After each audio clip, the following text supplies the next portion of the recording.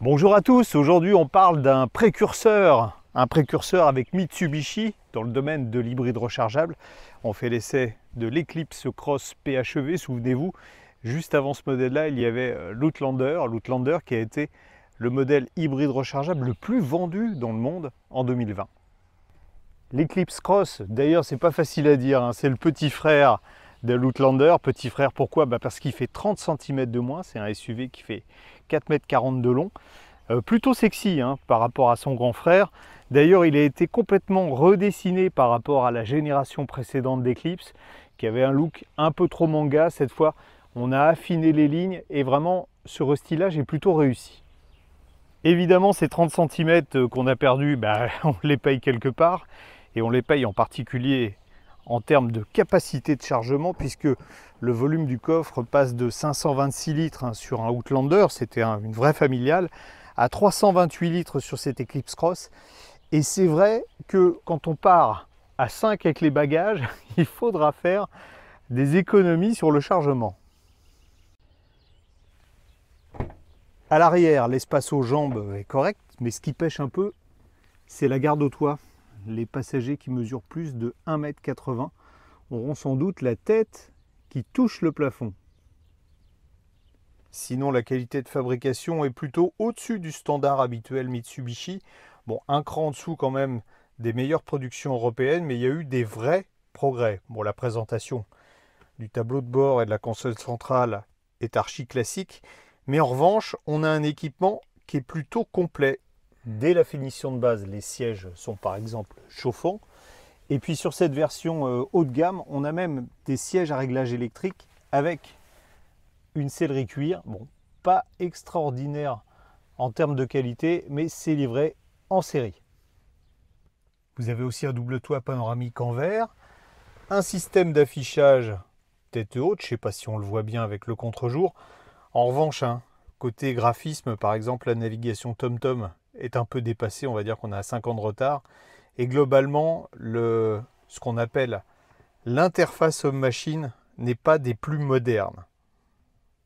Ce qui est moderne en revanche, c'est le système de propulsion, ce qui prouve que Mitsubishi avait pas mal d'avance en la matière. Alors, sous le capot, vous avez un moteur essence 4 cylindres 2,4 litres qui développe 72 kW. Alors ce moteur, il peut fonctionner selon deux cycles différents. Il peut fonctionner soit ce qu'on appelle en cycle Atkinson, c'est-à-dire avec un taux de détente plus important que le taux de compression, ça permet d'améliorer le rendement quand on est à faible charge, soit en cycle auto, c'est le cycle classique quand on a besoin de puissance. Vous avez également à l'avant un moteur électrique qui développe 70 kW et à l'arrière un deuxième moteur électrique qui développe 70 kW.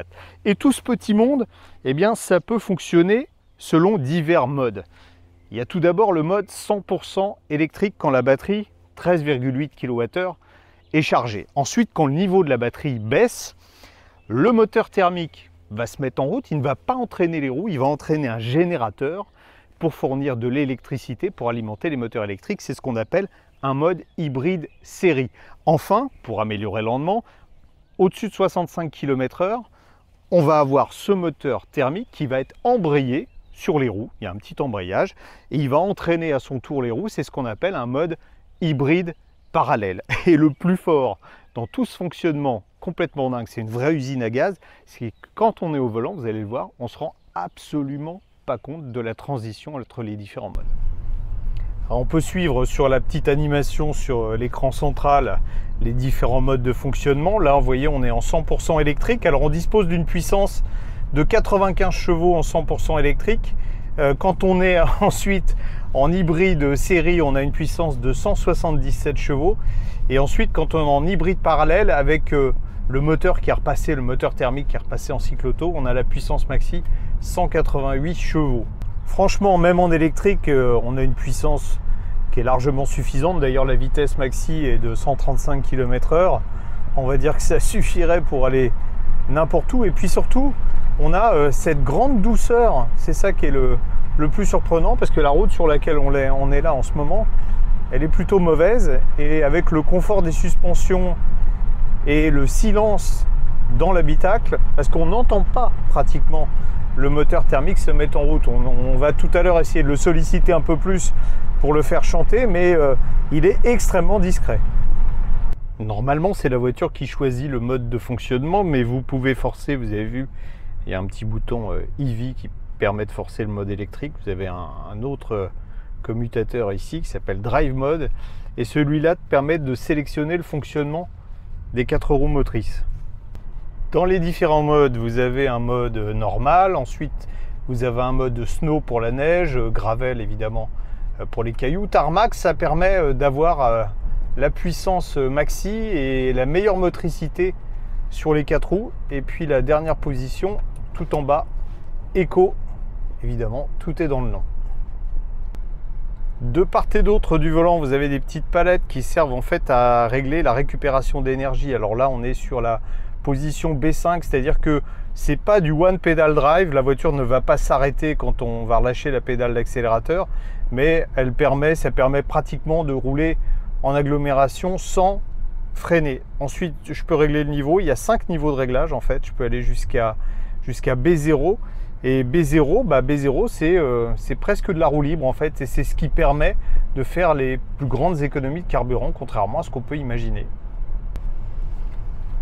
Même si la voiture est capable de gérer tout toute seule, on a intérêt à forcer certains modes. Parfois, par exemple là, on va arriver sur une voie rapide à 110 km/h, on est encore en fonctionnement électrique et on sait que l'électrique pour rouler à 110 km/h, c'est pas forcément une bonne idée, encore moins quand on est sur l'autoroute, parce que la consommation va s'envoler. Donc on peut forcer, j'appuie sur ce petit bouton ici et on va mettre Save, le mode Save qui permet de sauvegarder la charge de la batterie et en fait va mettre en route le moteur thermique, et là le moteur thermique va fonctionner en hybride parallèle avec le système électrique, on le voit sur l'écran central, et donc ça permet en fait de faire des économies globalement, j'allais dire des économies de carburant, mais en tout cas des économies d'énergie. Sur le même bouton ici, vous avez une deuxième fonction qui permet de recharger la batterie en roulant. Vous voyez, ça s'affiche là, le mode charge.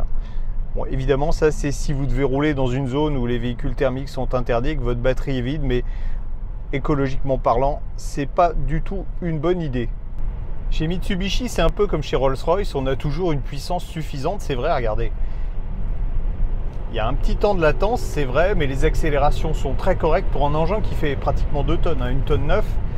On accélère de 0 à 100 en 10 secondes 9, et puis surtout, le plus surprenant, c'est ça, quoi. C'est que malgré ce poids élevé et puis des suspensions qui privilégient le confort, on a quand même une tenue de route qui est assez surprenante de dynamisme. Et ça, c'est bien aidé par les 4 roues motrices qui vont compenser tout le sous-virage. Bon, évidemment, il n'y a pas de survirage avec un engin comme ça, mais regardez, ça s'inscrit parfaitement en toute sécurité. Beaucoup de choses qui bougent dans la voiture, mais pas la voiture.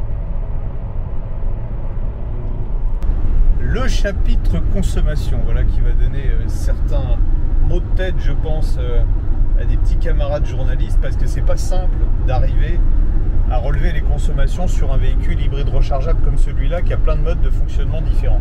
Bon, tout d'abord, sur le mode électrique, on va dire que si on l'utilise intelligemment, c'est-à-dire sans faire de l'autoroute avec, on a une quarantaine de kilomètres d'autonomie. Maintenant, en consommation carburant, à partir du moment où on passe en mode hybride, j'ai fait pas mal de kilomètres en Bretagne avec la voiture, je suis arrivé à 5 litres de moyenne. On peut dire que c'est très intéressant, mais la consommation peut vite grimper. Si par exemple vous êtes sur autoroute, vous serez plutôt aux alentours de 7 litres et demi.